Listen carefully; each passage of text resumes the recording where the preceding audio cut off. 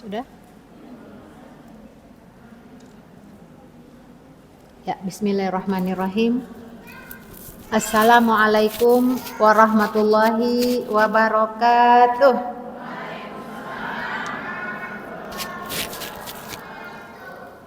Alhamdulillahilladzi allafa baina qulubina fa asbahna bi ni'mati ikhwana. Ya Rabbana lakal hamdu bil iman, ya Rabbana lakal hamdu bil Islam, ya Rabbana lakal hamdu bil Quran. Lakal hamdu bil mali wal ahli wal mu'afah, lakal hamdu bi kulli ni'matin an'amta biha alaina. Allahumma salli wa sallim wa barik ala sayyidina Muhammadin wa ala alihi wa ashabihi ajmain wa ba'du. Allahumma barik lana fi Rajab wa Sya'ban wa balighna Ramadan. Amin ya rabbal alamin. Ibu-ibu yang dirahmati Allah, apa kabarnya ibu-ibu? Enggak semangat ibu-ibu? Bagaimana kabarnya? Alhamdulillah, luar biasa, tetap semangat. Allahu Akbar, Masya Allah. Mudah-mudahan kita di hari ini masih di bulan Rajab ya Bu? Tanggal berapa? Hah? Sekarang Masehi tanggal berapa? Iya, kita mudah mengingatnya, sama dengan tanggal Masehi 25 Rajab. Rajab itu bulan haram, bulan yang dimuliakan Allah. Ketika kita beramal di bulan itu, maka pahalanya berlipat. Jadi amal solehnya pahalanya banyak, amal salah juga dosanya juga berlipat. Dan insya Allah mudah-mudahan kita berharap di bulan Rajab Allah berkahi kita, di bulan Sya'ban Allah berkahi kita, dan mudah-mudahan Allah sampaikan kita ke bulan suci Ramadan. Amin ya rabbal alamin. Kurang apa? Bentar. Ininya di baju aja kali ya, daripada di situ. Iya, di baju. Di baju iya.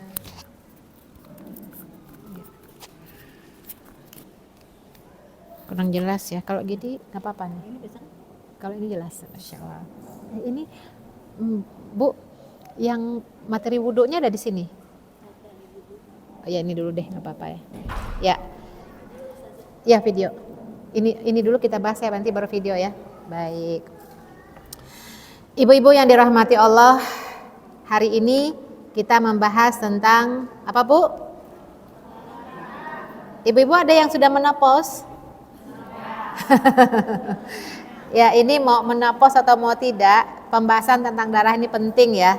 Kalaupun kita tidak menopause lagi, kan masih ada anak-anak kita, cucu kita yang harus kita berikan pembahasan. Dalam surat Al-Baqarah ayat 222 ini membahas tentang mahid. Wa yas'alunaka 'anil mahid. Mereka bertanya kepadamu tentang haid. Menstruation ya, kalau bahasa kita mens ya, haid tentang bulan ya. Ternyata permasalahan haid itu termuat juga dalam Al-Qur'an. Qul huwa adza, katakan haid itu kotor, fa'tazilun nisa fil mahid. Oleh sebab itu hendaklah kamu menjauhkan diri dari wanita di waktu haid. Maksudnya menjauhkan diri ini adalah fa idza tatahharna fa'tuhunna min haitsu amarakumullah. Maksudnya jangan berhubungan suami istri ketika haid ya. Apabila mereka telah suci, maka campurilah mereka itu di tempat yang diperintahkan Allah kepadamu. Sesungguhnya Allah menyukai orang-orang yang bertaubat. Innallaha yuhibbut tawwabina wa yuhibbul mutatahhirin. Ini ayat menjadi pintu gerbangnya salah seorang dosen kedokteran di Inggris beberapa puluh tahun yang lalu ya, ketika dia sedang menjelaskan organ-organ reproduksi wanita kepada mahasiswanya.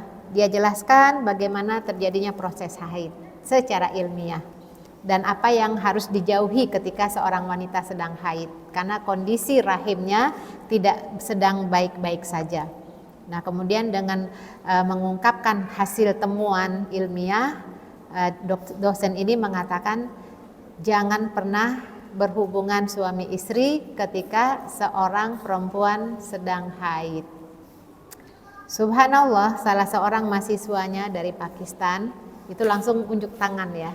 Kalau masa pelarangan itu sudah ada dimuat dalam kitab suci kami 15 abad yang lalu. Subhanallah, ini dosen kan nggak pernah tahu dia Islam itu bagaimana karena dia bukan orang Islam. Dia katakan, saya belum pernah mendengar ada kitab suci yang membahas tentang hal sepenting ini untuk menjaga organ-organ reproduksi wanita, untuk menjaga kesehatan wanita sampai dimuat dalam kitab suci. Seumur hidup saya belum pernah mendengarnya. Dikasih ya Quran terjemahan bahasa Inggris, dibukalah surat Al-Baqarah 222. Subhanallah, ini membuat dia takjub. Belum pernah saya dapatkan ada kitab suci sampai penjelasan ini dibahas di kitab sucinya. Karena memang dampaknya besar. Ya, penyakit-penyakit yang akan didapat apa saja ya, karena itu rahim itu kan dalam kondisi infeksi ya, keluar darah terus pokoknya benar-benar ilmiah. Akhirnya pintu gerbang ini menyebabkan dia ingin tahu lebih dalam tentang Islam yang menyebabkannya dia masuk Islam. Subhanallah ya. Ini kaitannya dengan haid ya, mahid ya. Baik, kenapa sih kita harus bahas tentang haid? Hadza syai'un katabahullahu ala banati Adam. Karena memang haid ini sudah ditetapkan Allah bagi perempuan-perempuan keturunan Nabi Adam alaihissalam. Biasa aja kali. Enggak Bu, enggak biasa loh. Kenapa? Karena ketika kita berbicara tentang haid, ini kaitannya dengan satu, masalah sholat. Ya, sholat itu jangan main-main. Sholat ini nih sebentar lagi kita akan memperingati 27 Rajab ya, Isra Mi'raj Rasulullah Sallallahu Alaihi Wasallam. Saking pentingnya sholat ini, sampai Rasulullah Shallallahu Alaihi Wasallam diundang langsung oleh Allah ke langit yang ketujuh Sidratul Muntaha. Tidak dititipkan perintah sholat ini kepada malaikat. Hanya sholatlah satu-satunya syariat yang Allah undang nabinya bertemu langsung dengannya.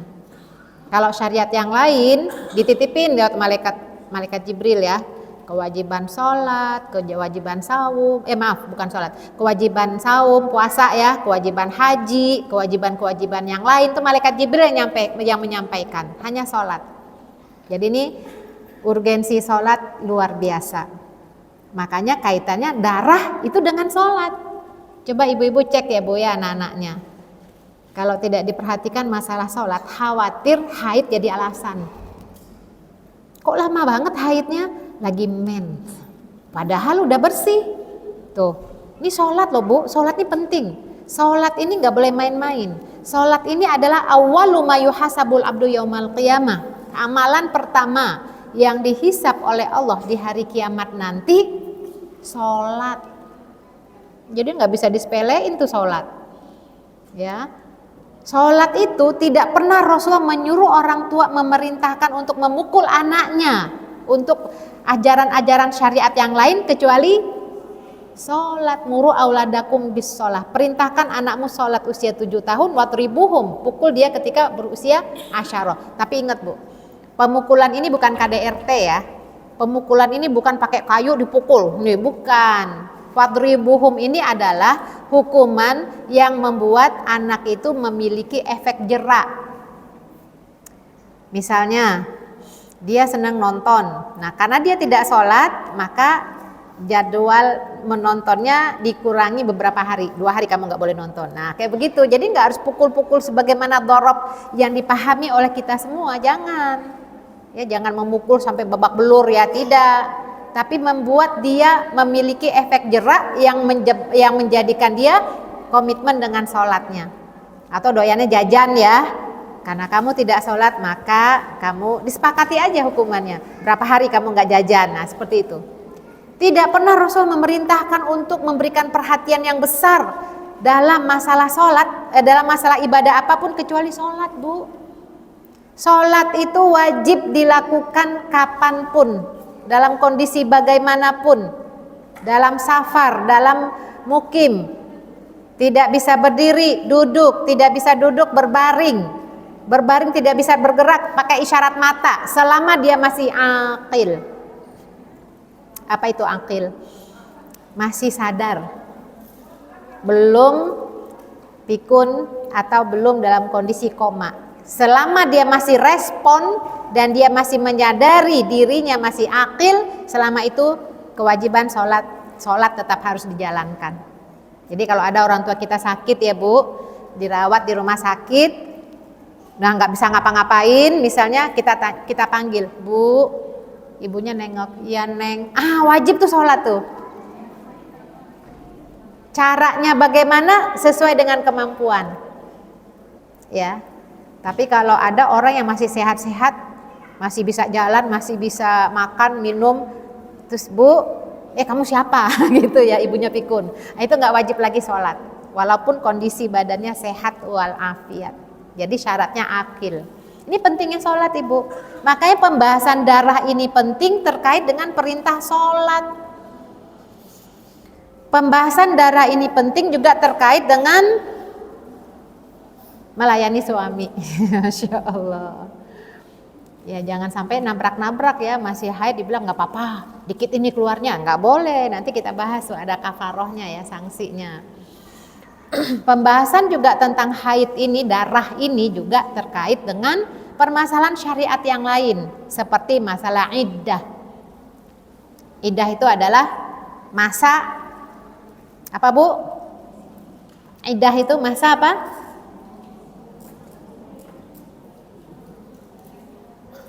Ya, kalau suami istri terjadi perceraian, jadi masa tempo waktu untuk menghitung kapan bisa pernikahan itu putus gitu ya, kapan boleh balik. Masa iddah, masa peluang untuk berpikir ulang. Nah, itu kan hitungnya fa'iddatuhunna thalathata quru, maka iddahnya itu adalah 3 kali quru, 3 kali masa suci. Nah, kan itu kan kaitannya dengan haid, ya. Termasuk juga yang suaminya wafat, itu memang tidak pakai masa haid ya hitungannya, tapi 4 bulan 10 hari. Ya. Ini kan kaitannya dengan syariat ya. Baik. Jadi ini adalah amrun kataballah nati ala banati Adam. Apa hukumnya kita mempelajari darah wanita ini? Karena darah wanita itu tidak haid saja, ada yang namanya darah nifas, ada yang darah istihadah. Hukumnya fardu ain. Fardu ain itu hukumnya bagi wanita yang baligh yang mukallaf. Jadi anak-anak kita, ibu-ibu ya, sebelum dia masa baligh mestinya udah tahu hukumnya bagaimana tentang darah haid atau darah wanita. Ini udah ngerti. Jangan pernah orang tua bohong. Ini kadang-kadang ada ibu yang di ujung sana tuh Bu, dia pengen ngajarin anaknya sholat, kan 7 tahun kan disuruh sholat ya. Jadi ibunya jadi imam, anaknya diajarkan sholat terus. Enggak ada masa haid juga dia pura-pura sholat supaya anaknya sholat. Ini keliru ya Bu, jangan ajarkan dusta pada anak kita. Kalau ibunya haid, katakan kepada anaknya, ibu tidak boleh sholat oleh Allah sedang haid. Apa itu haid? Nah, jelaskan itu. Darah yang keluar dari kemaluan perempuan yang sudah balik, kamu juga nanti akan keluar kalau kamu udah balik. Nah, sebutkanlah apa kewajibannya, apa yang harus dilarang. Sejak itu kamu catatannya sudah mulai ditulis oleh malaikat, maka perbanyaklah catatan baik. Nah, begitu ya. Kan kadang-kadang orang tua bohong-bohong gitu ya, dia tetap pura-pura gitu ya. Enggak begitu, harus ajarkan kejujuran kepada anak kita ya. Jadi hukumnya adalah fardu ain. Wajib dipelajari sebelum baligh. Dan jangan sampai anak-anak kita berdalih karena haid akhirnya dia tidak sholat. Ini sholat ini penting banget ya Bu ya. Sholat ini wasiat yang terakhir yang Rasulullah sampaikan kepada umatnya sebelum meninggal. Bahkan sholat ini menjadi doa ya yang dimohonkan Nabi Ibrahim agar anak cucu keturunannya itu sebagai penegak sholat, pendiri sholat, tidak pernah lalai dengan sholat.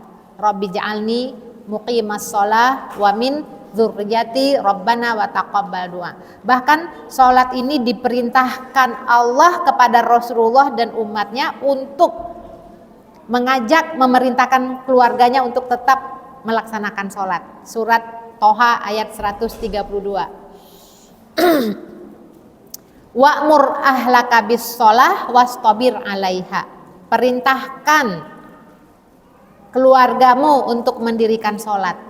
Jadi Allah memerintahkan nabinya ya agar umatnya memerintahkan keluarganya untuk mendirikan sholat. Wa'mur ahlaka bis sholat, perintahkan keluargamu untuk mendirikan sholat. Wastabir alaiha, bersabarlah atas perintah itu. Wajib loh Bu. Jadi jangan merasa aman-aman saja, biasa-biasa saja ketika kita melihat anak kita nggak sholat. Jangan, ini musibah. Ya Allah, orang yang sholat aja masih celaka Bu. Fawailul lil musallin alladzina hum an sholatihim sahun. Wail itu bisa ada dua pengertiannya. Wail itu nama lembah di neraka atau celaka. Yang sholat saja masih celaka, apalagi yang tidak sholat. Makanya nih wajib pembahasan tentang haid ini kita pahami agar jangan pernah sampai kita melalaikan sholat. Ya, ini terkait dengan ibadah sholat yang hukumnya fardu ain, insyaallah. Nah, pembahasan tentang darah wanita ini kita mulai Bu ya. Kita wanita itu secara umum memiliki dua hadas. Hadas besar dan hadas kecil. Hadas besar itu haid dan nifas. Hadas kecil itu istihadah. Nah, kadang-kadang kita sebenarnya keluarnya istihadah karena nggak tahu, nganggap haid. Ya, banyak tuh yang terjadi karena nggak paham, nggak mempelajari hukumnya, padahal itu istihadah. Istihadah tuh tetap wajib sholat ya. Tapi kan berdarah. Ini kan bukan darah haid, ini kan darah istihadah. Ya, hati-hati tuh ya tentang keistihadahan kita. Yang namanya haid itu adalah as-sail, sailan ya, mengalir. Ya, kalau haid itu kan terasa ya, mengalir ya. Nanti keluar, terasa keluar ya Bu ya. Kita punya perasaan tahu ya. Nah, darah yang keluar dari vagina wanita sewaktu sehat setelah balik, bukan disebabkan melahirkan atau karena terluka. Sudah memiliki siklusnya. Nah, makanya ibu-ibu ya yang punya anak-anak perempuan itu perlu dipersiapkan Bu. Kalau tidak dipersiapkan bahaya besar melanda keluarga kita. Ya. Banyak kasus ya, saya sebutkan salah satunya. Anaknya itu kelas 6 SD. Anak-anak sekarang cepat loh Bu haidnya. Haid itu bisa disebabkan faktor internal atau eksternal. Ya, kalau eksternal itu masalah ya pergaulan ya. Dia terpapar pornografi, berteman dengan teman-teman yang mengumbar syahwat ya. Sekarang apa aja kan ada ya. Jadi karena dia sering terpapar pornografi, akhirnya cepat ya menyebabkan dia cepat haid.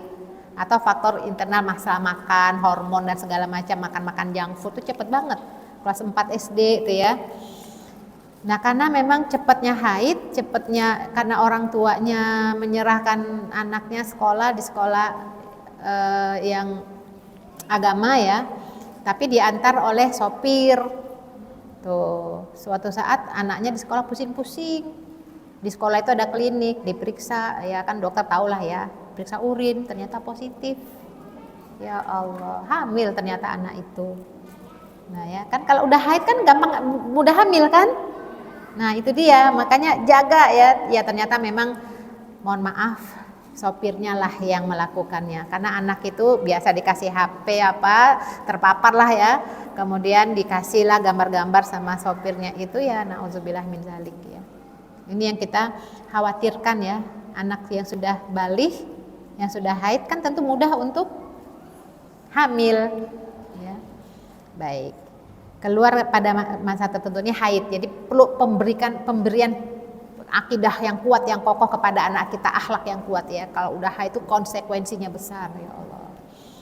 Baik, batas kedatangan haid.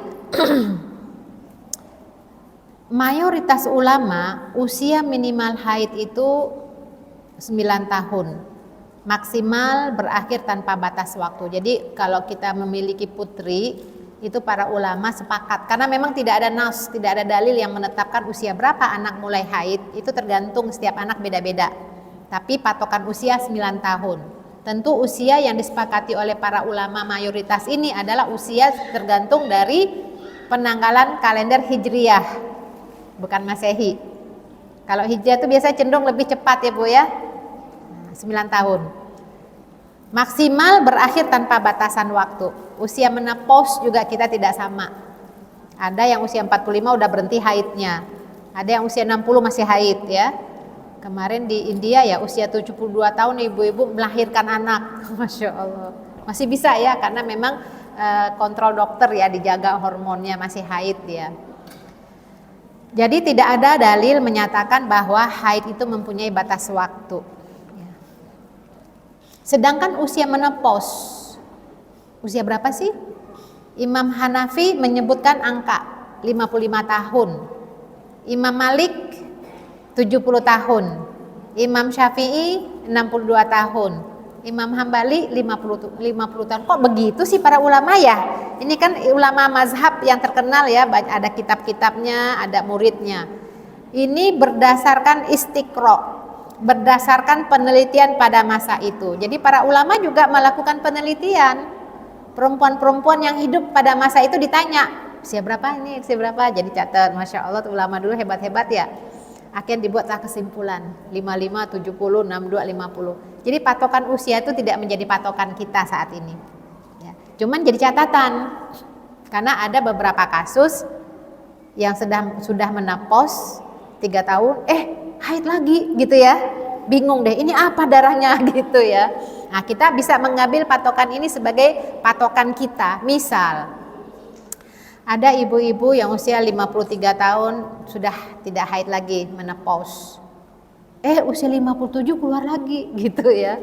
Walaupun nggak banyak, keluar berapa hari. Ini darah apa ya? Nah, kita kalau mayoritas mazhab Syafi'i, ini 62 tahun batasan menopause, berarti itu masih dianggap haid. Batasannya 62. Ya. Jadi nggak usah ragu-ragu lagi, nggak usah bingung, nggak usah apa. Ya, berarti ini haid. Karena batasannya. Kalau di mazhab Hanafi 55 tahun. Ya, jadi kita bisa mengambil pandangan ini biar tidak ragu-ragu lagi ya. Nah, permasalahan kita selama ini adalah dalam menentukan lamanya haid. Ya, Bu ya. Tidak ada nas yang menjelaskan batasan lamanya haid sebenarnya. Ini lebih kepada para ahli fikih melakukan istinbat hukum dengan cara istiqra penelitian. Maka mereka memberikan pandangan tentang lamanya haid. Ya, terjadi khilafiyah. Misalnya masa haid paling singkat menurut para ulama Imam Hanafi itu 3 hari. Paling singkat 3 hari. Paling kalau Imam Malik sesaat. Susah ya kalau sesaat itu, terus keluar darah udah haid. Bisa jadi orang setiap saat mandi terus gitu ya, nggak keluar. Jadi ini hanya kalau Imam Malik itu pandangan silahkan ya sesaat. Kita di Indonesia mayoritas mazhab Imam Syafi'i itu 1 hari ya. Imam Hambali 1 hari. Jadi misalnya gini, hari ini keluar flek, biasanya sore itu udah banyak atau zuhur tuh udah banyak ya, udah nggak sholat kan, jadi ini flek berarti zuhur nggak sholat. Biasanya maghrib itu atau sore lah gitu keluar, baru banyak keluar, ya memang masa siklus haid. Tapi ada kalanya ketika keluar flek ditunggu-tunggu sampai malam, sampai besoknya nggak keluar darah yang banyak. Akhirnya gimana ya, bingung ya, ragu ini haid apa bukan ya, tapi nggak keluar lagi flek tadi. Nah, ketika kita mengambil salah satu pandangan mazhab Syafi'i di Indonesia, itu batasan minimal paling singkat 1 hari. Tapi ini kan belum sampai 24 jam. Ya, artinya itu kalau yang tadi keluar haid banyak itu belum sampai 24 jam. Itu kan jadi flek yang keluar pertama itu dianggap haid karena belum sampai 24 jam udah keluar lagi. Yang tadi yang sebelumnya yang tadi saya sampaikan, keluar flek pagi ditunggu-tunggu sampai besok nggak keluar lagi, terus gimana? Berarti itu bukan darah haid, bukan fleknya haid, karena sudah melebihi dari 1 hari. Artinya kewajiban sholat tetap dijalankan, tapi udah ninggalin sholat zuhur, asar, maghrib, isya, subuh, sekarang zuhur lagi, ditunggu-tunggu nggak, gimana? Qodok lah sholatnya, dikodok ya. Ini kalau paling singkatnya seperti itu ya. Baik. Paling lama Imam Hanafi 10 hari. Imam Malik menurut keadaan. Jadi kalau Imam Malik ini sepertinya pandangannya agak sulit kita ikuti. Karena kita tahu ya Imam Malik itu tidak pernah keluar dari kota Madinah. Beliau adalah ulama yang tinggalnya di Madinah. Sementara Imam Abu Hanifah itu di Kufah. Di Kufah tuh banyak sekali permasalahan-permasalahan ya. Nah Imam Syafi'i beliau tuh kemana-mana. Jadi di Imam Syafi'i itu ada pandangan beliau yang dinamakan fatwa al-qadim, ada yang fatwa al-jadid. Fatwa lama, fatwa baru. Fatwa lama beliau ketika beliau tinggal di Irak. Nah, ketika beliau pindah ke Mesir, wawasan lebih luas, apa yang beliau sampaikan fatwakan sebelumnya kenyataannya tidak bisa dipraktekkan di Mesir. Akhirnya beliau membuat fatwa baru, ya, fatwa jadid yang isinya tuh tidak sama dengan ketika beliau di Irak. Ya, itu wajar ya Bu ya. Namanya juga pandangan ya, istihad.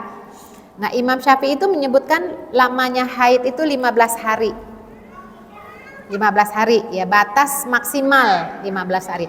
Tapi bukan berarti kita mengambil ini patokan selama-lamanya, Bu. Ya, patokan untuk menentukan lamanya haid itu ada dua cara, ya. Karena setiap wanita berbeda, maka dikembalikan kepada kebiasaan yang berlaku. Ya, jadi nggak bisa disamakan setiap perempuan lamanya haid ya, nggak bisa ngikut-ngikut, ikut itu deh, ikut ibu aja deh, nggak bisa. Kita punya kecenderungan masing-masing yang tidak sama dengan yang lain ya. Nah, patokan dalam menentukan lamanya haid ada patokannya. Patokannya itu pertama berdasarkan kebiasaan yang berulang-ulang. Oh, saya mah biasanya haid itu cuma 7 hari. Kemarin juga 7 hari. Kemarin artinya kebiasaan berulang itu yang 3 kebiasaan yang sebelumnya. Karena setiap perempuan tuh kadang-kadang berubah ya, hormonnya berubah. Nggak bisa disamakan ketika masih gadis dengan yang sudah menikah tuh nggak sama. Jadi paling tidak kebiasaan yang berulang tuh yang 3 kali sebelumnya. Ya, misalnya contoh gini, biasanya haidnya itu 8 hari, kemarin juga 8 hari, sebelumnya juga 8 hari. Tapi sekarang ini udah 8 hari, udah bersih, udah sholat, besoknya keluar flek, ya, karena kesibukan kemana-mana. Ini hari ke-9 nih keluar flek, kita udah hari ke-8 udah bersih kan, udah sholat, hari ke-9-nya keluar flek. Nah, karena memang kebiasaan kita yang berulang selama ini memang 8 hari, ya tetapkan 8 hari. Jadi flek yang keluar itu tidak dinamai haid, tapi itu adalah sisa. Sebagaimana Ummu Atiyah menjelaskan, kunna na'uddu qudra wa sufrah, kunna la na'uddu qudra wa sufrah bada turi syai'an. Kami nggak nganggap tuh yang flek-flek itu sebagai darah haid setelah kami bersuci. Jadi itu hanya sisa aja. Kan kadang-kadang kan yang nggak paham ya, keluar flek ya haid lagi, nggak sholat lah dia. Ditunggu-tunggu nggak ada lagi tuh, akhirnya bingung gitu ya. Jadi ini berdasarkan kebiasaan. Tidak banyak ya perempuan yang punya kebiasaan tetap. Bila tidak mempunyai kebiasaan tetap, maka harus memperhatikan tanda-tanda darah. Lihat aja tanda darahnya. Kadang 7, kadang 8, kadang 9. Nah, nggak punya kebiasaan yang berulang-ulang, dilihat aja warna darahnya. Ya, baik. Kita lihat ini ya, Ummu Salamah. Siapa Ummu Salamah ya Bu? Istri Nabi. Ummu Salamah istri Nabi ya, salah satu dari istri Nabi, pernah minta fatwa kepada Rasulullah berkaitan dengan pertanyaan seorang sahabat yang selalu mengeluarkan darah.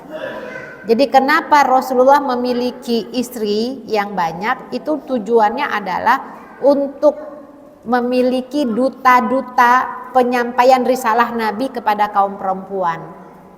Kalau satu aja nggak cukup, Rasul itu kan kepala negara, pemimpin. Jadi istri inilah yang bertugas untuk menyampaikan. Jadi kalau ada pertanyaan yang sangat sensitif, itu ditanyakan melalui istri Nabi. Nah, jadi ada sahabiat curhat, konsultasi kepada Ummu Salamah, selalu berdarah.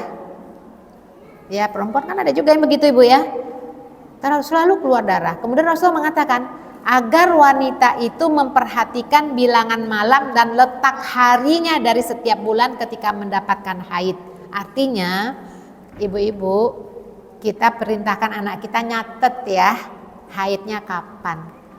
Jadi punya, kan sekarang juga ada kan aplikasinya ya. Nah itu catat biar tahu. Ini penting banget nih pencatatan siklus kita. Bagi ibu-ibu atau bagi anak-anak sama aja penting. Apalagi bagi yang pasangan pengen punya anak kan, kapan waktu subuhnya, kapan haidnya. Catat, ini Rasulullah menyuruh perhatikan bilangan malam dan letak harinya setiap bulan ketika ia mendapat haid.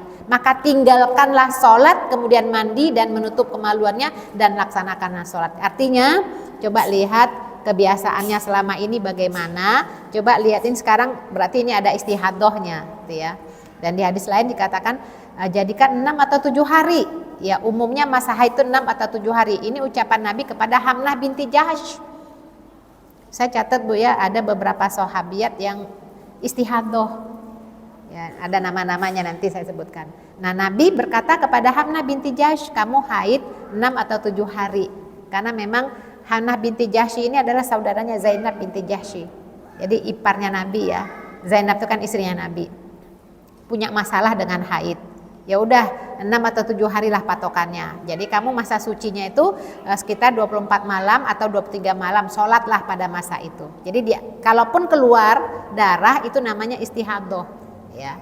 Maka siangnya kamu jadikanlah patokan 24 atau 23 malam berpuasa. Jadi artinya kita tetap melaksanakan kewajiban-kewajiban kita. Apalagi nanti bulan Ramadan nih, yang nggak punya kebiasaan haidnya tetap tuh bingung kan, lihatlah warna darahnya. Warna darah pertama kan kita tahu ya, flek keluar, kemudian banyak dikit ya. Nah itu kan tergantung harinya. Nah jadikan yang terakhir keluar dari kemaluan kita setelah diperiksa itu ya warnanya lendir putih atau bening. Ketika sudah keluar lendir putih atau bening, terserah harinya itu keberapa, itu yang pertama kita lihat setelah mungkin bangun tidur ya, lendirnya putih atau bening berarti sudah bersih, mandilah. Mandi, bersuci, kita sholat, ya sudah menjalankan ibadah, keluar lagi misalnya, abaikan. Ya, artinya kita mengambil apa yang disampaikan oleh Ummu Atiyah, kunna la na'uddu sufrah wal qudra syai'an itu ya. Ini yang tidak memiliki keteraturan dalam haid. Ini hadis Fatimah binti Abi Hubeish. Idza kana damul haidah, kata Nabi, apabila darah itu darah haid, maka fa innahu aswad yu'raf, warnanya itu udah jelas. Warnanya, baunya, maka kata Nabi fa idza kana dzalika fa amsiki anis shalah. Udah kalau udah keluar darah seperti itu udah jangan sholat ya. Fa idza kanal akhor, kalau bukan seperti itu warnanya atau mungkin baunya, fatawaddoi wa sholli fa innama huwa irqun. Maaf ketinggalan satu ayat ininya. Irqun. Fa innama huwa irqun. Ini terhapus ya Bu ya hadisnya. Irqun.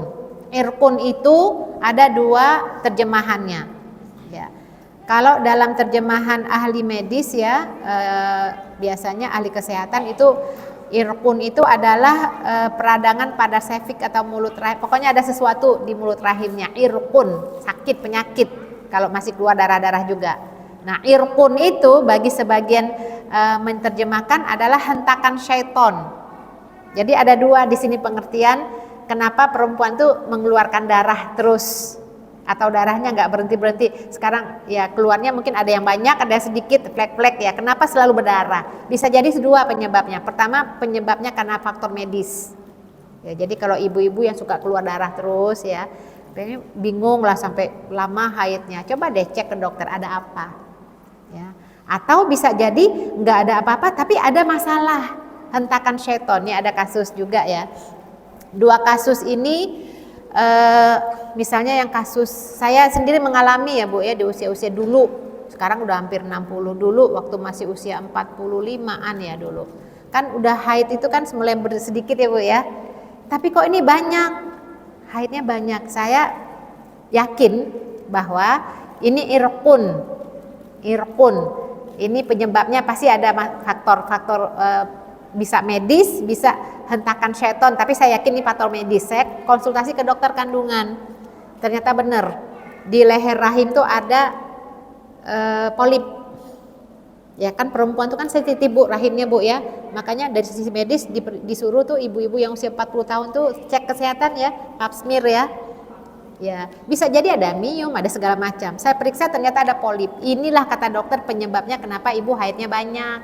Padahal selama ini kan haidnya itu ya 6 atau 7 hari ini sampai lebih dari 15 hari gitu ya. Ternyata ada polipnya. Bagaimana caranya supaya kembali haid itu normal? Ya polipnya diambil. Nah diambillah polipnya, saya lihat kayak daging segini ya. Nah Masya Allah luar biasa ajaran Islam. Irkun itu memang ternyata ada penyakit, ada peradangan di mulut rahim ya, atau ada sesuatu di rahimnya. Setelah diambil polip itu alhamdulillah haid itu teratur ibu. Bisa kita prediksi bulan depan keluarnya apa, alhamdulillah. Pokoknya kita bersyukur pada Allah yang sehat ya, itu haidnya teratur. Nah itu yang terkait dengan irkun, ada masalah di rahim. Makanya periksalah ibu-ibu ya.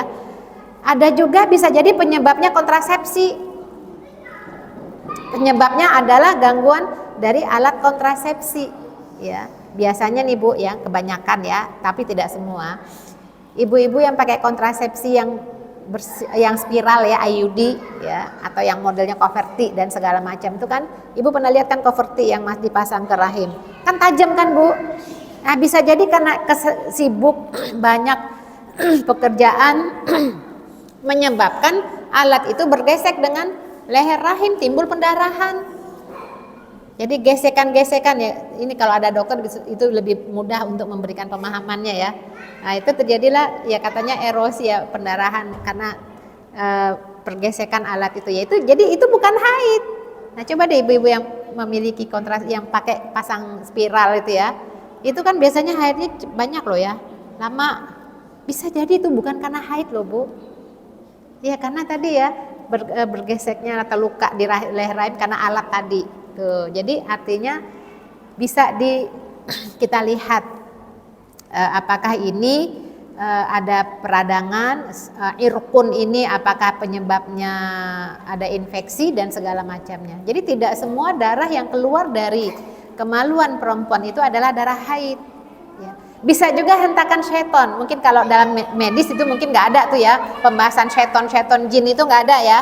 Dianggap oh ini hormon. Nah ini juga ada kasus Bu. Ada seorang dokter gigi curhat ya ke saya, kita sharing. Beliau ini mengeluhkan kok haid saya sekarang banyak ya. Saya udah inisiatif saya ke dokter karena beliau itu kan spesialisasinya kan gigi, kan ini kan kandungan ya. Saya udah tanya ke teman ini, diperiksa segala macam USG nggak ada apa-apa, normal. Tapi kok haid banyak? Saya sampaikan hadis ini, bisa jadi ini adalah irkun, hentakan syaitan. Ada masalah nggak dalam keluarga? Oh iya lagi ada masalah. Ini masalah warisan. Jadi ada di antara keluarganya yang tidak suka lah ya, yang terus menemukan apa di rumahnya gitu ya, ada yang aneh-aneh yang kaitannya itu adalah makhluk gaib ya. Ya hentakan setan tuh yang urusannya tuh dengan yang makhluk gaib, yang jin gitu. Nah itu yang bisa jadi, coba dicari itu kemudian dibacakan Al-Baqarah. Dan ini juga pernah terjadi pada anak saya. Ketika dia masih SMA di pesantren, di salah satu pesantren, lagi berjalan ya dengan temennya di di suatu pantai, itu dia menyaksikan pertunjukan debus. Ya ini anak-anak santri, ya kan ada gerombolan orang-orang menyaksikan pertunjukan itu, dia tidak dari awal dia mengikutinya, padahal dari awal kan pawangnya udah ngomong jangan ganggu kami, apa pokoknya lah kayak begitu ya, jangan ganggu kami, biarkan kami. Ini anak-anak kan nggak ngerti apa-apa. Dia lihat pertunjukan aneh aja, kok bisa orang makan beling ngunyah-ngunyah nggak berdarah gitu ya, kok yang tajam-tajam ini kesayat ke badan kok nggak keluar darah. Karena kagetnya mereka itu ketika ditusuk itu teriak Allahu Akbar, muncrat itu darah, Masya Allah. Ini anak-anak ketakutan, akhirnya dia kabur. Ya ternyata ini menyebabkan dendamnya. Dikirimlah katanya itu sepasukan kerajaan jin dari mana gitu ya. Ini anak-anak itu sampai di pesantren itu jadi kesurupan. Kalau anak saya nggak kesurupan, cuman dia berasa di badannya itu kayak ada tegangan aliran listrik yang berjalan di badannya gitu. Nah sejak itu haidnya banyak. Nah, artinya bisa jadi faktor-faktor banyaknya haid ini ya antara dua itu, faktor medis atau faktor hentakan syaitan ya. Baik, ini hanya contoh aja Bu ya, makanya jangan pernah kita melalaikan sholat gara-gara ketidaktahuan kita tentang haid. Ini penting nih sholat, ini kan kita jaga sholat kan, jangan sampai hanya gara-gara kayaknya nggak enak banget sih berdarah-darah kok sholat. Ikat kalau istihadah gimana? Nanti istihadah kita bahas ya. Nah ini hadis yang saya katakan tadi Ummu Atiyah, kunna itu artinya kami itu artinya mewakili para sahabiat di masa Rasulullah Shallallahu Alaihi Wasallam, diungkapkan oleh Ummu Atiyah, la naudul kudrah wasufra ba'da tuhri syai'an, tidak menganggap sebagai haid flek keruh dan kekuningan yang keluar setelah suci ya. Jadi kalau kita sudah yakin haidnya berapa hari, ya sudah. Apalagi punya kebiasaan yang teratur, ya sudah. Berapa hari biasanya 7 hari, ya udah 7 hari. Hari ke-8-nya mandi, sholat dan segala macam. Hari ke-9-nya keluar flek lagi, abaikan. Tapi itu kan najis ya, bersihkan kemaluan, sholat lantar juga nggak keluar. Ya, jadi ini maksudnya ya, abaikan kalau kita sudah mandi, sudah bersih, setelah itu keluar flek atau apalah, jangan dianggap itu lagi sebagai haid. Itu hanya sisa. Apalagi mohon maaf ibu-ibu nih, banyak pertanyaan kadang-kadang di sini saya sampaikan aja. Kalau udah lihat istrinya sholat tuh ya Bu, suami, nah boleh nih. Ya, istrinya udah sholat itu boleh nih selama ini libur dulu.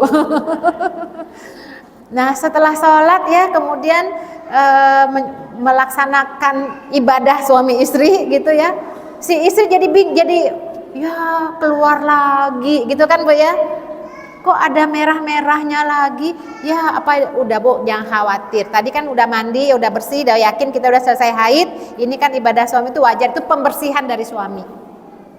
Maksudnya apa? Dari rahim, dinding rahim udah keluar semua tuh, udah bersih. Mungkin ada yang di leher rahim belum keluar semua, dibersihin sama suami tuh ya, keluar lagi ya udah abaikan, mandinya hanya mandi wajib, mandi junub saja. Ya, yang dianggap oh aku masih haid akhirnya nggak mandi, nggak sholat, padahal setelah itu nggak keluar lagi ya. Nah itu. Jadi flek yang keluar setelah kita bersih, setelah kita mandi itu tidak lagi dianggap sebagai darah haid. Warna darah itu merah, hitam, ya ini warnanya mungkin ya kira-kira seperti itulah ya, merah kehitam-hitaman, ada yang merahnya merah pekat, kuning, keruh, flek, ini warna-warna darah ya. Tapi ada pandangan ulama, saya sampaikan di sini ya, itu darah yang berwarna hitam atau merah, para ulama sepakat mengatakan bahwa itu adalah darah haid, apalagi baunya bau darah ya. Kalau warna kuning dan keruh, para ulama itu berbeda pendapat ya, warnanya kuning atau keruh. Para ulama mengatakan menurut Imam Abu Hanifah dan Syafi'i, kalau yang kuning atau keruh itu keluar pada masa haid maka dianggap haid. Ya contohnya kan tadi kalau awal kita haid kan keluarnya dikit dulu Bu ya, flek, kemudian baru keluar banyak, dikit kan ada fleknya juga ya. Nah itu dianggap haid karena kita masih dalam masa haid. Tapi setelah tadi keluar tadi ya, flek putih keputihan atau warna bening, atau kita memang udah punya kebiasaan, udah terus kita mandi, ya sudah selesai. Nah keluar kuning atau keruh setelah kita mandi dan bersuci tidak lagi dianggap sebagai darah haid. Nah ini menarik nih mazhab Syafi'i, menambahkan lagi warna darah yang ada warna, jadi warna darah tuh kata beliau ada 5, hitam, merah, pirang, kuning, keruh, ada pirangnya juga ya, pirang kayak apa tuh pirang ya. Kalau mazhab Hanafi warnanya ada 6, hitam, merah, kuning, keruh, hijau, abu-abu. Bisa jadi beliau itu menanyai perempuan pada masa itu yang memang warnanya itu seperti itu, yang mungkin ada penyakitnya. Ya kan biasa kalau ada penyakit-penyakit di rahim itu kan keluarlah darahnya aneh ya, warnanya abu-abu, apalah hijau dan segala macam ya. Nah ini para ulama mengatakan darah yang aneh tadi Di atas tidak dianggap haid jika keluarnya bukan pada saat biasanya terjadi haid. Ya. Kan banyak yang penyakit-penyakit miom atau lah penyakit kanker rahim apa segala macam Bu ya, keluarlah banyak tuh warna-warnanya, itu tidak lagi dianggap sebagai darah haid. Baik, kita lanjutkan. Jarak masa suci antara dua haid. Karena kadang-kadang Bu, kok dalam 1 bulan ini kok dapat 2 kali ya haidnya ya, suka gitu ya. Awalnya sudah haid, apalagi yang Ramadan nanti ya, nggak enak banget tuh, dapat di awal dapat di akhir, akhirnya kodoknya panjang. Jarak maksimal tidak ada batas. Jarak maksimal itu maksudnya mungkin ada di antara kita yang jarak antara haid pertama dan kedua tuh 2 bulan gitu ya. Nggak apa-apa Bu, aman kan, berarti sholatnya panjang waktunya ya, nggak usah ditanyain ya kayak begitu mah ya. Atau ada ibu-ibu yang biasa pakai kontrasepsi, kontrasepsinya itu menyebabkan tidak haid. Nih aku pakai pil ini udah setahun nggak haid, ya udah nggak usah ditanyain, yang penting sehat ya kan, yang penting sholat kan ya. Yang dipertanyakan tuh kalau berdarah, ini darah apa nih gitu ya. Nah, jarak maksimal itu tidak ada batasnya, sedangkan jarak minimal menurut mayoritas ulama itu 15 hari, tapi ada yang berpandangan para ulama 13 hari. Oke, kita ambil 13 hari.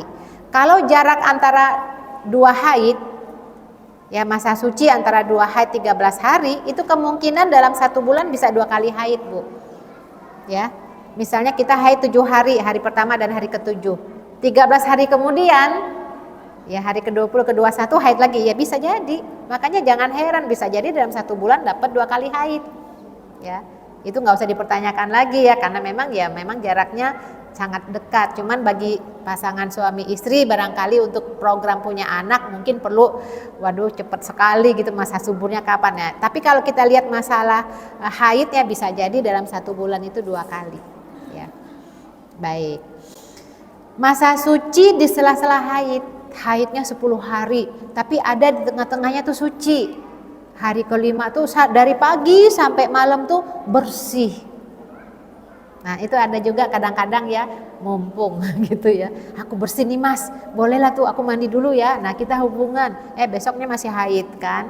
Nah bolehkah berhubungan di masa suci di sela-sela haid? Nah ini ada pembahasannya Bu.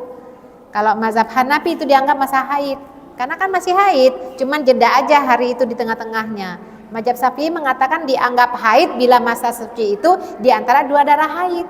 Jadi nggak bisa kita anggap antara 2 masa haid itu ada waktu yang suci sebagai waktu suci, tidak ya. Haidnya 10 hari, hari ke-7 bersih gitu ya, itu tetap dihitung haid karena besoknya kan masih haid, darahnya belum keluar ya, jadi tetap dianggap itu haid. Tidak terjadi pada masa lebih dari 15 hari ya. Kalau udah lebih 15 hari kemudian masa suci, kalau udah itu kan udah suci gitu ya. Darah haid tidak kurang dari batas minimal masa haid, yaitu 1 hari 1 malam ya. Jadi misalnya pagi ini kita dapat flek, ini kan batas minimal haid itu kan 1 hari 1 malam, kemudian bersih tuh, zuhur nggak keluar flek, asar nggak keluar flek, maghrib nggak keluar flek, baru keluar isya. Jadi masa suci ini gimana? Iya dianggap haid karena kan 1 hari kan 24 jam, karena biasanya banyaknya tuh di waktu isya. Ini berdasarkan kebiasaan ya Bu ya. Itu masa suci di sela-sela haid. Apa yang harus dan yang tidak boleh kita lakukan ketika haid ya.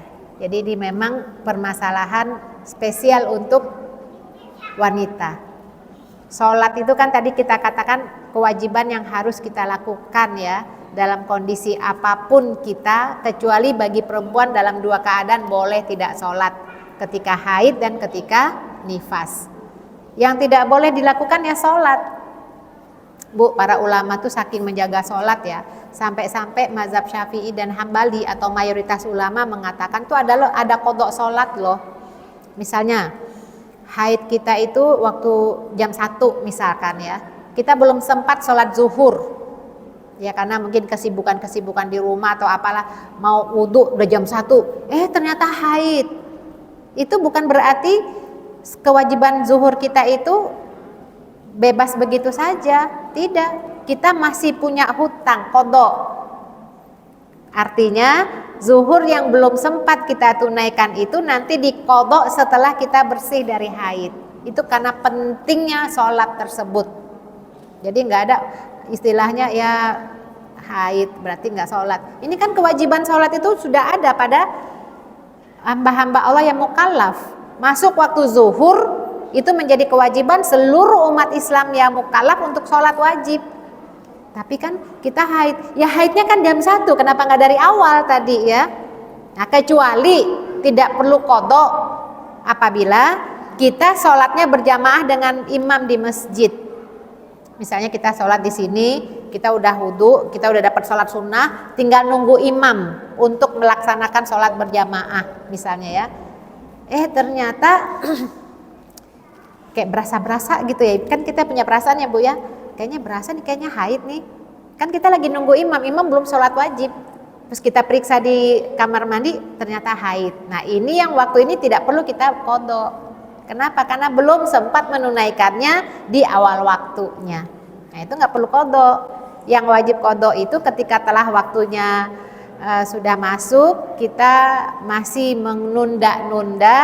Nah disitulah kewajiban untuk mengqadha. Ini menurut mayoritas ulama dikerjakan pada saat setelah selesai haid. Kapan saja selesai haidnya. Misalnya tadi waktu zuhur kita udah bersih 7 hari haid, bersihnya di waktu isya ya. Di waktu isya ya udah qadha, mandi, setelah mandi kita qadha dulu waktu zuhur yang kita tinggalkan dengan niat itu bukan adaan lagi ya. Usolli fardhu zuhri qadhaan sebagai qadha. Nah, setelah itu barulah sholat isya. Itu sholat ya. Ini ikhtilaf para ulama, baca Quran dan menetap di masjid ini masalah khilafiyah. Dari dulu, sekarang dan yang akan datang pasti ada perbedaan pandangan. Boleh nggak ya lagi haid baca Quran? Nah, ketika belajar dengan ulama yang mazhabnya Syafi'i nggak boleh gitu ya. Termasuk duduk di masjid. Mazhab Syafi'i nggak boleh gitu ya. Sementara mazhab yang lain boleh, karena dulu pernah Ibunda Aisyah diperintahkan Nabi mengambil sajadah di masjid. Aku haid, yang haid itu kan bukan tanganmu. Jadi untuk kepentingan itu boleh. Jadi masalah ini ulama berbeda pandangan ya. Tawaf juga tidak dibenarkan bagi wanita haid karena tawaf ini kedudukannya sama dengan sholat ya. Apalagi ini nggak boleh banget. Bahkan ada yang itu ibu-ibu yang di sana tuh ya, karena nggak belajar akhirnya apa? Pokoknya sebelum mandi dia hubungan dulu biar mandinya double gitu niatnya. Tetap nggak boleh. Tetap ketika seorang wanita haid mandi dulu. Fa'idza tatahharna, baru setelah mereka suci barulah boleh mendekatinya. Ya. Jadi maunya mengambil gampang niatnya sekaligus. Nggak bisa ya Bu, mandi dulu ya, karena nanti ada kafarohnya.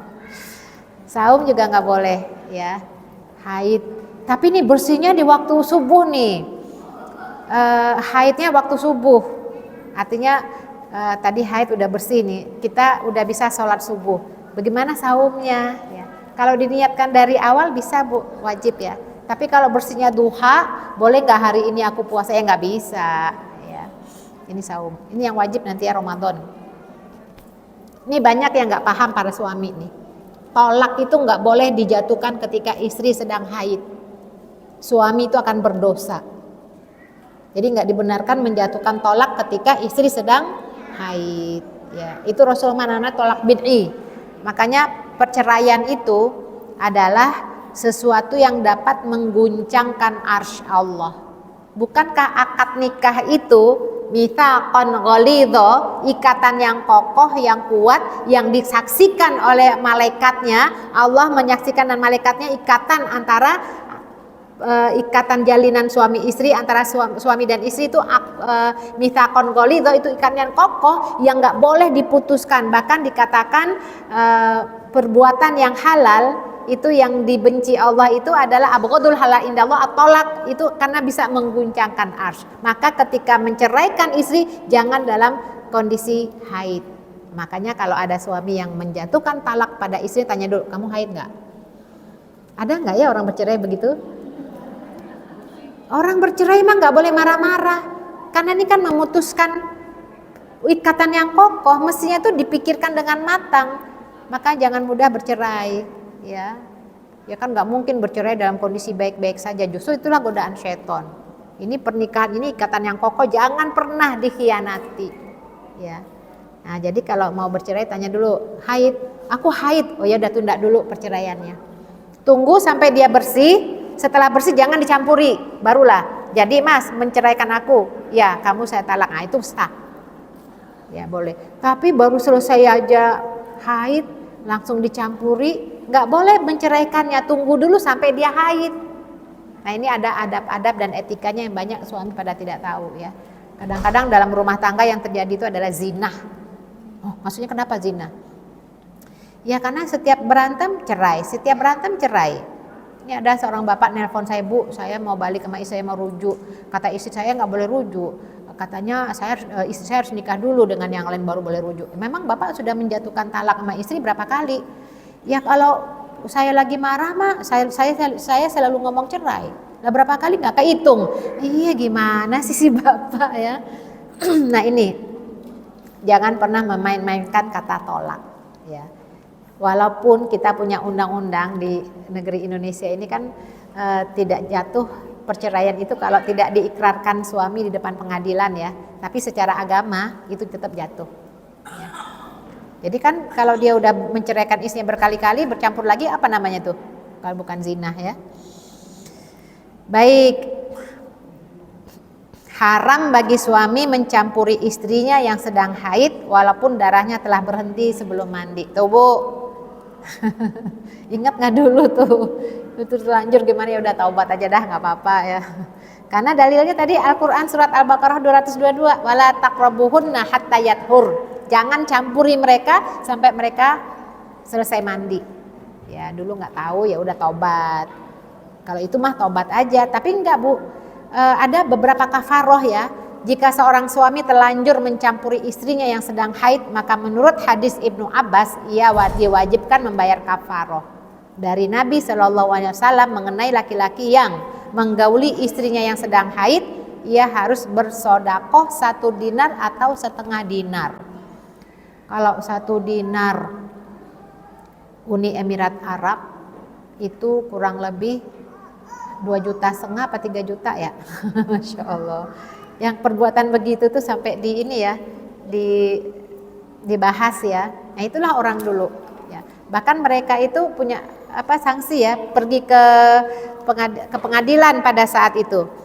Tanya gitu, aku telah khilaf, telah mencampuri istriku, dia belum mandi ya, atau dia masih haid ya. Itu qadhinya, hakimnya itu memberikan hukuman, ayo merdekakan budak. Ada lagi ya, hakim kamu bayar 1 dinar. Tapi karena memang akan sulit ya, 1 dinar urusan kamar. Nah itu akhirnya udahlah istighfar aja, taubat saja, tidak usah diulangi lagi. Nah itu sebagian mayoritas ulama. Jadi orang dulu imannya jujur. Masalah yang terjadi dalam kamar ketika itu melanggar Al-Quran, 1 ayat dalam Al-Quran itu takutnya luar biasa. Saking takutnya sampai ngadu kepada qadhi. Kami hilaf, aku hilaf. Itu kan istri sendiri. Coba lihat sekarang imannya suami sekarang. Udah berzinah dengan perempuan lain, diem-diem aja tuh. Na'udzubillah min zalik. Ya. Ini masalah-masalah begini melanggar 1 ayat saja takutnya kepada Allah luar biasa. Ya padahal kalau diem-diem aja kan orang nggak tahu ya. Udahlah kita taubat aja, nggak usah ngomong-ngomong ke qadhi. Tapi inilah keimanan orang-orang dulu. Ya. Baik, ini waktunya karena memang sudah habis. Istihadah ini bukan darah haid dan juga bukan darah nifas, disebut darah penyakit, keluarnya tidak pada masa haid atau pada nifas, maka yang dinamakan istihadah itu adalah mustahadah. Ini ada bagi yang mustahadah itu berwudu untuk setiap kali sholat fardu ini ya. Oke. Insyaallah. Ya banyak memang kalau masalah urusan darah itu banyak. Baik, silakan.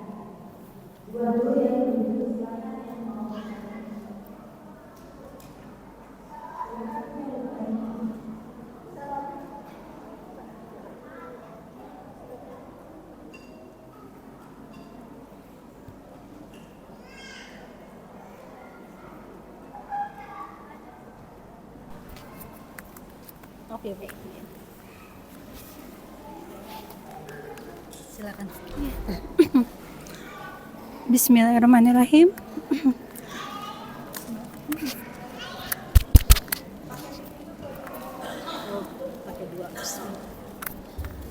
Bismillahirrahmanirrahim. Assalamualaikum warahmatullahi wabarakatuh. Waalaikumsalam warahmatullahi Nama saya Dina, Bu Ustazah, izin mau bertanya. Saya mau minta penjelasan tentang mengkode sholat. Itu mengkodenya di waktu kapan gitu Bu? Apa misalnya zuhur, setelah zuhur, atau misalnya zuhur bisa dikode di waktu isya atau apa? Udah ya? Belum. Terus juga kalau misalnya kita sudah selesai haid, oh itu udah tadi ya. Yaudah mungkin itu aja Bu. Assalamualaikum warahmatullahi wabarakatuh. Waalaikumsalam warahmatullahi wabarakatuh. Langsung jawab ya. Iya Ustaz. Qadha sholat. Qadha itu artinya hutang, artinya menggantikan ya, membayar. Qadha itu tidak hanya sholat, puasa juga ada qadhanya ya. Nah, bagaimana dengan qadha sholat? Jadi qadha sholat itu tidak hanya berlaku tadi ya bagi wanita haid yang keburu datang haid belum sempat menunaikan sholatnya, tapi juga bisa berlaku bagi orang yang terlupa, ketiduran, nggak inget, itu juga qadha. Misalnya biasanya sholat isya itu di awal waktu, biasanya berjamaah misalnya di masjid. Nah suatu hari, suatu malam datang tamu, karena menghormati tamu, ya melayani tamu, jadi nggak sholat berjamaah misalnya waktu isya. Tamunya agak lama, bincang sana bincang sini, kemudian pulang, kita juga lupa, ketiduran. Pada waktu pagi, subuh ya, waktu subuh terbangun, mikir-mikir, kayaknya tadi belum sholat isya ya, gitu ya. Nah, pada saat kita teringat itulah kita wajib mengqadha. Nah, itu juga qadha. Jadi wajibnya ketika kita ingatnya di waktu subuh, ya udah dikerjakan qadha isya dan kemudian subuh. Nah, qadha itu kan membayarnya kapan kita ingat. Misalnya ketiduran. Dari luar kota kita sampai di rumah tuh jam 2. Saking lelahnya berkendaraan dari luar kota, capek banget, ketiduran, bangunnya isya. Kali gitu ada yang begitu ya. Berarti waktu asar terlewatkan, waktu maghrib terlewatkan. Nah, itu wajib diqadha. Kapan diqadhanya? Pada saat kita ingat. Kapan ingatnya? Oh iya tadi kebangun, belum asar, belum maghrib. Ya udah qadha lah pada saat kita ingat. Ya, wudu, kemudian mengqadha, membayarnya. Nah, atau qadha itu pernah dilakukan oleh Rasulullah SAW pada saat pulang dari peperangan. Itu udara sangat panas, juga berat ya di masa lalu ya, dengan kondisi padang pasir yang ya bayangin aja deh 15 abad yang lalu pulang dari berperang kan lelah ya. Kemudian Rasul berpesan kepada Bilal, Bilal bangunkan kami dengan azanmu ya, kami istirahat dulu ya. Jadi bangunkan kami, jadi kamu bangun duluan tuh subuh. Nih, waktu subuh kan itu tengah malam ya, pada malam-malam. Ternyata Bilal lihat semua pada tidur, ngantuklah dia, tidurlah dia, semuanya tertidur. Nah Rasulullah bangun pertama kali itu ketika badannya itu udah terkena matahari, udah mulai terasa agak panas ya. Ya kira-kira waktu duha. Ya si Bilal tidur, kita kesiangan semuanya. Subuh. Akhirnya Rasul memerintahkan Bilal untuk azan. Ya, jadi dilaksanakan juga sholat qobliyahnya dan sholat subuh. Itu namanya mengqadha. Ya, jadi ketika lupa, tertidur, atau tadi ketika haid itu kan tidak haid itu kan kita nggak bisa bikin planning ya. Aku mau haid sebelum zuhur, nggak bisa kan? Nah makanya biasakanlah sholat di awal waktu. Ahabul amal indallah as-sholat fi awqatiha, di awal waktu. Karena waktu-waktu sholat itu sudah ditentukan Allah, kemudian kita wajib untuk mendirikannya. Adapun kita belum laksanakan ya dengan berbagai alasan, itu masalah lain. Jadi setelah masuk waktu kita sebenarnya masih bisa untuk melaksanakan sholat, karena kita tunda, maka kita wajib mengqadha. Nah, kapan mengqadhanya? Mengqadhanya setelah kita terhalang dari halangannya. Ya, tadi haid halangannya apa ya? Haid, keluar darah. Setelah bersih, setelah mandi, kita melaksanakannya. Kapan kita selesainya? Ya, nggak nunggu. Oh, waktu zuhur, nanti nunggu zuhur, enggak. Kapan selesainya kita? Apakah di waktu subuh? Apa di waktu maghrib? Ya, ketika setelah selesai terhalang dari haid itu udah selesai, kita udah bersih. Pada saat itulah kita mengqadha sholat kita. Bahkan ada yang menarik. Ibunda Aisyah radhiyallahu anha dan Ummul Mukminin pada masa itu terbiasa mengqadha juga sholat yang sebenarnya kalau nggak diqadha tuh nggak apa-apa ketika bersih dari haid. Contoh, ketika beliau bersih di waktu Isya itu beliau udah bersih dari haid, beliau juga sholatkan maghrib, mengqadha maghribnya 3 dan 4. Yang maghrib itu qadha, yang isya itu waktu yang dia harus melaksanakan adaannya. Atau ketika bersihnya sebelum subuh, ya maghrib dan isya. Atau misalnya bersihnya di waktu asar, beliau juga menarik zuhurnya juga. Padahal kan di waktu zuhur kan kita lah masih haid, bersihnya di waktu asar ya. Asar kan sholatnya mestinya asar aja, tapi tidak, yang dilakukan oleh Ummul Mukminin juga menarik mengqadha waktu zuhurnya. Karena apa? Karena tidak ingin ada yang tertinggal waktu-waktu sholat. Ketika bisa digabungkan gitu ya, dijamakkan, beliau jamakkan. Begitu. Nah, ini juga berlaku bagi yang sakit, misalnya pingsannya dari jam 9 kemudian sadarnya asar, atau mungkin lagi operasi ya, itu kan waktunya. Jadi ketika dia sadar, dia mampu untuk sholat, dia mengqadha sholat yang dia tinggalkan. Jadi jangan pernah melalaikan satu waktu pun dalam sholat ya, kerjakanlah. Nggak bisa berdiri duduk, pokoknya sholat itu penting. Makanya kita lihat saudara kita di Palestina ya, yang terkena musibah penjajah itu ya, ada yang sampai terjepit bangunannya itu ya, dia tuh nggak bisa bergerak, kasihan banget ya. Itu dia tetap sholat, kan nggak bisa tayamum, tangannya aja kejepit gitu. Dia bisa dengan berbicara ya, dia niatkan, Allah Maha tahu. Bahkan ada pengakuan para muslimah di sana ya, yang dia bajunya nggak bisa diganti-ganti karena rumahnya habis semuanya, kan ada yang tertinggal, air udah nggak ada, dia tayamum bisa, dia sholat dengan apa yang dia bisa. Bahkan ada yang di penjara ya, di penjara Israel itu ya, yang pakaiannya dilucuti ya, itu dia sholat dengan kondisi apapun. Insya Allah ini pentingnya sholat ya, harus dilaksanakan kapanpun, dimanapun, dalam kondisi apapun. Selanjutnya siapa yang mau bertanya? Silakan. Nama. Ya. Assalamualaikum warahmatullahi wabarakatuh. Nama saya Wendy. Ustazah mau nanya soal masa nifas setelah melahirkan itu harus 40 hari atau kalau udah bersih boleh sholat itu? Udah. Kasih Ustazah. Ya, ini fikih darah yang belum kita bahas ya, nifas ya, tapi nggak apa-apa kita bahas. Jadi mayoritas dalam hadis itu dikatakan an-nufasa fi ahdi Rasulullah SAW, para wanita yang nifas di masa Rasulullah itu tidak melaksanakan sholat selama arba'ina yauman, selama 40 hari. Nah itu artinya batas. Jadi setelah 40 hari masih juga keluar flek, itu tidak lagi dianggap sebagai nifas, jadi tetap mandi dan sholat. Itu mayoritas ulama. Sementara mazhab Syafi'i itu memberikan batas maksimal 60 hari. Kenapa berbeda? Karena bisa jadi wanita yang sedang nifas ini langsung haid ya. Nah kalau saya rasa tidak ada yang sampai banyak keluar itu setelah 45 ya, jadi tetap dijadikan 40 hari ya, itu paling lama ya. Jadi kalau masih keluar flek-flek setelah hari 40, mandilah sebagaimana yang disampaikan oleh para sahabiat itu, mandilah dan laksanakanlah sholat setelah 40 hari. Nah, adapun masa suci setelah selesai dari nifas, batas minimal masa nifas, kan ada juga yang sebelum 40 hari udah bersih ya.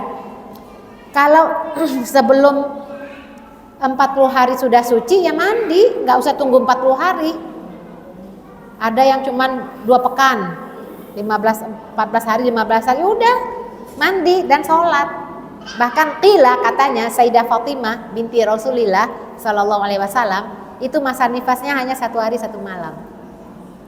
Ya, jadi itu ya kalau batas maksimalnya 40 hari menurut mayoritas ulama. Satu lagi silakan. Kita sampai jam berapa ya, Mbak?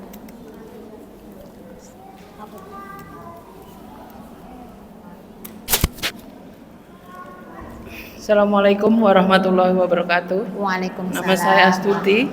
Pertanyaannya Ustazah, olahraga apa yang dianjurkan pada waktu haid dan yang dihindari pada waktu haid? Terima kasih. Assalamualaikum warahmatullahi wabarakatuh. Kalau nanya olahraga apa di waktu haid tentu ada ahlinya ya. Kalau saya tidak paham. Allah alam bisawab, ditanya olahraga apa yang dihindari ketika haid, ya nanti bisa tanya ya Bu ya kepada ahlinya.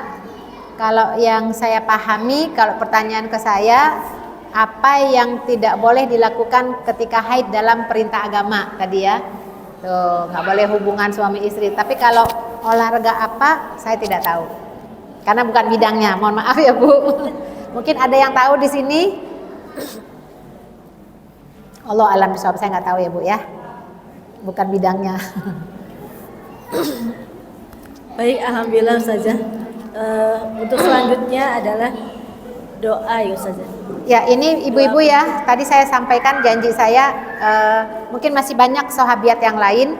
Ini sahabiat yang mustahadoh di masa Rasulullah SAW. Mustahadoh tuh yang tidak dalam kondisi haid, tapi darah keluar. Apakah karena penyakit atau yang lain tidak. Jadi ternyata banyak juga loh perempuan yang tidak haid tapi mengeluarkan darah. Kalau di kita mungkin terutama yang kontrasepsi Bu tuh ya, yang spiral tuh bisa jadi itu bukan darah haid tapi darah istihadah. Ya.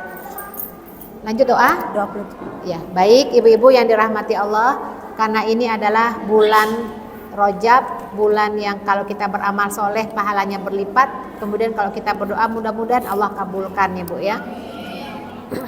Mari kita beristighfar. Astaghfirullahaladzim. Astaghfirullahaladzim. Astaghfirullahaladzim. Alladzi la ilaha illa huwal hayyul qayyum wa atubu ilaih. Bismillahirrahmanirrahim. Alhamdulillahirabbil alamin hamdan yuwafi ni'amah wa yukafi mazidah. Ya Rabbana lakal hamdu wa lakas syukru wa lakal mulk kama yanbaghi li jalali wajhikal karimi wa 'azimi sultanik. Allahumma shalli wa sallim wa barik ala sayyidina Muhammadin wa ala alihi wa ashabi ajmain. Allahumma ighfir lana wa liwalidina warhamhuma kama rabbayana shighara wali jami'il muslimina wal muslimat wal mu'minina wal mu'minat al ahya'i minhum wal amwat. Rabbana la tuzigh qulubana ba'da idh hadaitana wa hab lana min ladunka rahmah innaka antal wahhab. Allahumma barik lana fi Rajab wa Sya'ban wa balighna Ramadan. Allahumma ansur ihwanana al muslimina mustad'afina matlumina murabitina mujahidina fi Palestin. Allahumma ansurhum nasran aziza. Allahumma hariril masjidil aqsa ila royatul islam wal muslimin. Ya Allah, ampunilah semua dosa-dosa yang pernah kami perbuat selama ini ya Allah. Ampuni kami karena ketidaktahuan kami. Ampuni kami karena kelalaian kami. Ampuni kami karena keingkaran kami. Sesungguhnya Engkau Maha Pengampun lagi Maha Penyayang. Ya Allah, ya Rahman, ya Rahim, ampunilah dosa kedua orang tua kami yang telah merawat dan mendidik kami sejak kami kecil. Sayangi mereka ya Allah. Apabila saat ini mereka telah tiada, jadikan kuburannya taman-taman surga. Terima amal ibadahnya semasa hidup ya Allah. Ampunilah semua dosa dan kesalahannya. Apabila kedua orang tua kami atau salah satunya masih bersama kami, jadikan kami anak yang solihat, yang dapat berbakti hingga akhir usia mereka. Dan jadikanlah penutup usia mereka dalam keadaan husnul khatimah. Ya Allah, ya Rahman, ya Rahim, Jadikan keluarga kami keluarga yang Engkau ridhoi, keluarga yang harmonis, sakinah, mawadah, warohmah, keluarga yang tidak hanya berumah tangga di dunia ini, namun kelak Engkau satukan kami berkumpul bersama-sama kembali dalam Jannatul Firdausil A'la. Karuniakan kami anak cucu keturunan yang soleh solihat, berilmu, beriman, bertakwa, taat kepada Allah dan Rasul-Nya, berbakti kepada kami kedua orang tuanya. Jadikan anak cucu keturunan kami ahlul Quran ya Allah, ahlul ibadah, ahlul taqwa. Lindungi mereka dari semua bentuk kekufuran, kekafiran dan kemunafikan. Lindungi mereka dari pergaulan bebas. Lindungi mereka ya Allah dari kejahatan syahwat dan hawa nafsunya. Lindungi mereka dari godaan syaitan yang terkutuk. Lindungi mereka ya Allah dari teman-teman pergaulan yang dapat membinasakan mereka. Ya Rahman, Ya Rahim, bantu kami agar kami bisa membimbing mereka menuju surga-Mu, agar mereka kelak menjadi anak cucu keturunan kami yang dapat kami banggakan di hadapan-Mu. Ya Allah, kami mohon kepadamu ya Rahman, Ya Rahim, karuniakanlah pasangan bagi saudara-saudara kami, anak-anak kami, kerabat kami, tetangga kami yang belum mendapatkan pasangan hidupnya, dan dari mereka lahirkanlah keturunan yang soleh solihat. Ya Allah, bantu saudara-saudara kami yang membutuhkan bantuan-Mu. Sehatkan mereka yang sedang sakit saat ini. Bantulah mereka yang terlilit hutang. Ya Allah, bersihkan hati kami, sucikan jiwa kami. Jauhkan kami dari hasad, ujub, iri, dengki, munafik, ria. Semua sifat-sifat yang dapat menghanguskan amal soleh kami. Ya Allah, Ya Rahman, Ya Rahim, karuniakan kami keikhlasan. Ikhlas dalam setiap ucapan, perbuatan, dan perilaku kami. Ya Allah, jadikan kami hamba-Mu yang sabar. Sabar dalam menghadapi semua bentuk ujian, cobaan, musibah yang menimpa kami. Jadikan kami hamba-Mu yang bersyukur ya Allah, mensyukuri nikmat karunia yang telah Engkau berikan kepada kami. Ya ilahana, anta maksuduna, waridhoka matslubuna. Engkaulah tujuan hidup kami ya Allah, hanya ridho-Mu lah yang senantiasa kami cari. Allahumma arzuqna lazatan nadhar ila wajhikal karim wa syauqa ila liqa'ik. Ya Allah, karuniakan kami kelezatan memandang wajah-Mu yang agung, kerinduan untuk berjumpa dengan-Mu. Ketika kami berjumpa dengan-Mu ya Allah, tutuplah usia kami dalam keadaan husnul khotimah. Biha ya Allah bi husnil khotimah. Biha ya Allah bi husnil khotimah. Allahumma inna nas'aluka hubbaka wa hubba may yuhibbuka wa hubba kullu amalin yuqarribuna ila hubbik. Kami mohon cinta-Mu ya Allah, cinta orang-orang yang mencintai-Mu dan mencintai amalan yang dapat mendekatkan diri kami kepada cinta-Mu. Rabbana atina fid dunya hasanah wa fil akhirati hasanah wa qina adzabannar. Subhana rabbika rabbil izzati amma yasifun wa salamun alal mursalin walhamdulillahi rabbil alamin. Subhanakallahumma bihamdika asyhadu an la ilaha illa anta astaghfiruka wa atubu ilaik. Aqulu qauli hadza astaghfirullahi wa lakum. Assalamualaikum warahmatullahi wabarakatuh.